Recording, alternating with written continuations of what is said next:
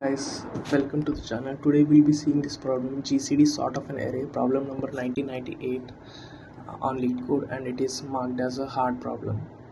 And this problem is actually hard when the idea doesn't click at the first try. So in the problem, an integer array is given, and we are only allowed to swap any of the two integers if their GCD is greater than 1. That means any two numbers sharing a common prime factor can be swapped, and we have to return if by swapping it any number of times can we generate an array which is sorted. And in this video we are not going to see how to code this in specific languages like C, C++, Java or Python, but this is going to be a problem solving video where we are going to see how to approach this and get to the solution in step by step, which is also going to help people which are coming from different programming languages. So suppose we are given an integer array 7, 21 and 3. If you see, 7 has the prime factors 7, 21 has a prime factor 7 and 3, and 3 has a prime factor 3.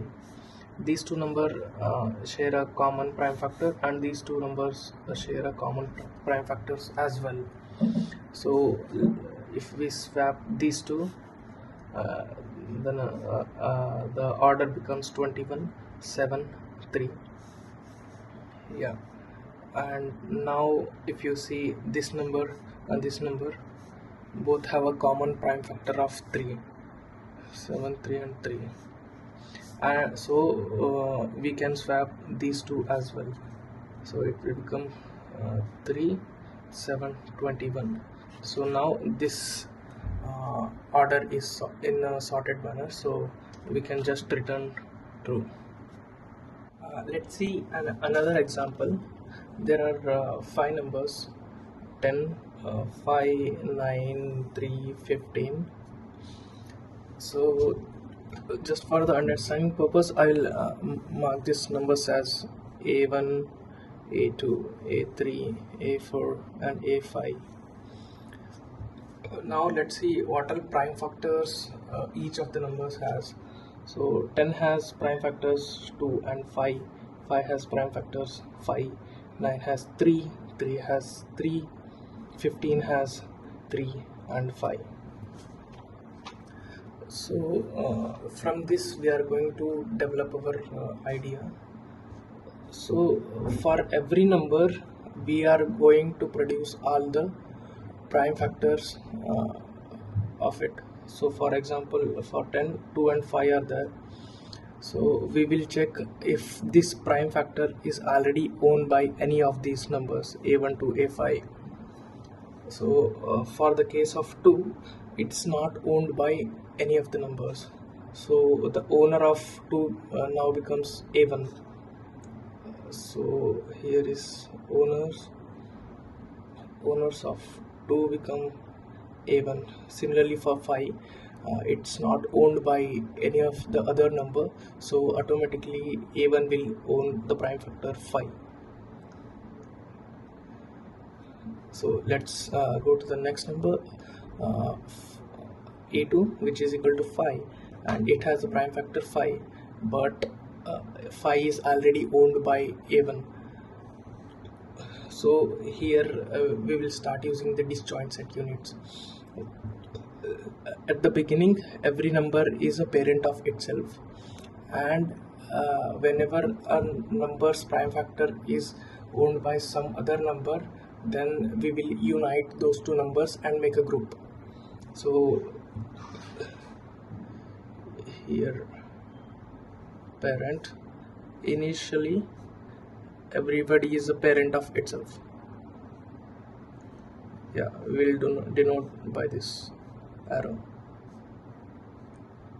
Yeah, A1 is a parent of itself. Then we go to A2. A2 has prime factor of 5, but 5 is owned by A1, So now the parent of A2 automatically becomes A1. So we'll mark this as this. Let's move to the next number 3. A3 is equal to 9, and which has prime factor 3. 3 is not owned by anyone, so we will mark here. Yeah. And parent of A3 remains as itself. So the next number A4, which is 3, but 3 has a owner already, which is A2. So yeah, now the parent of A4 becomes A3. Let's go to the next number, which is 15, which has prime factors 3 and 5. Yeah, now this is interesting because both the numbers are already owned by someone, and owners of both of them are different. So what do we do here? What will be the parent of A5? Will it be A1 or A3? So we'll just follow a simple rule. Whichever comes first, that will become the ultimate parent. As in 3 is owned by A3, so A5's parent will become A3. Cool. And next number 5, it means A2 and A5 are also connected. So and that means the parent of this number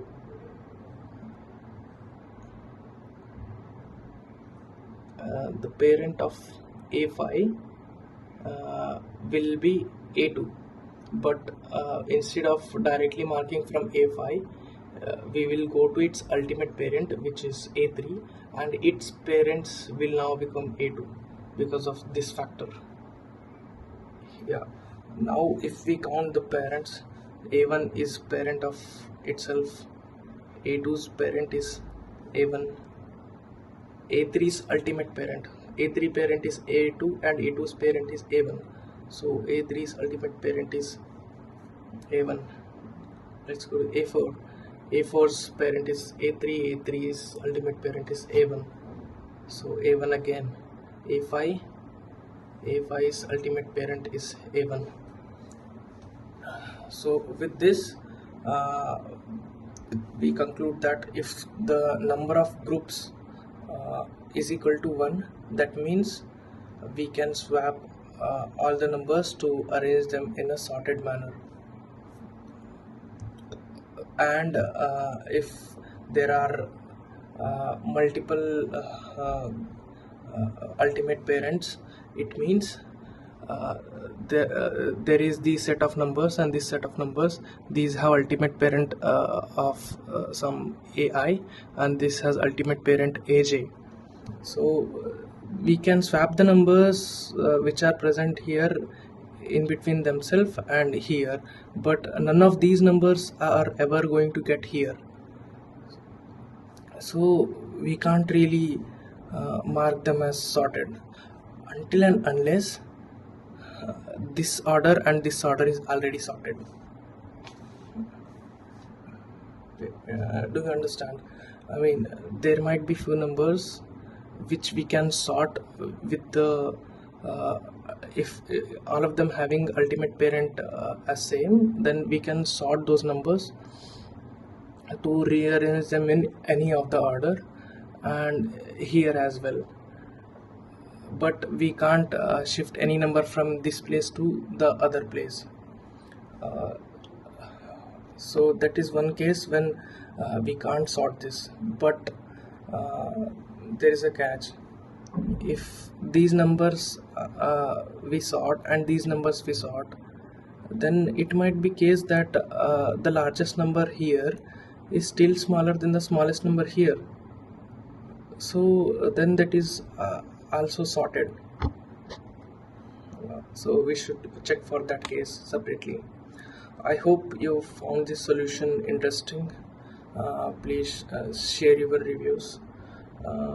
And this is the first video that I recorded, and I hope it keeps getting better and better from the next videos. Thank you so much for your time.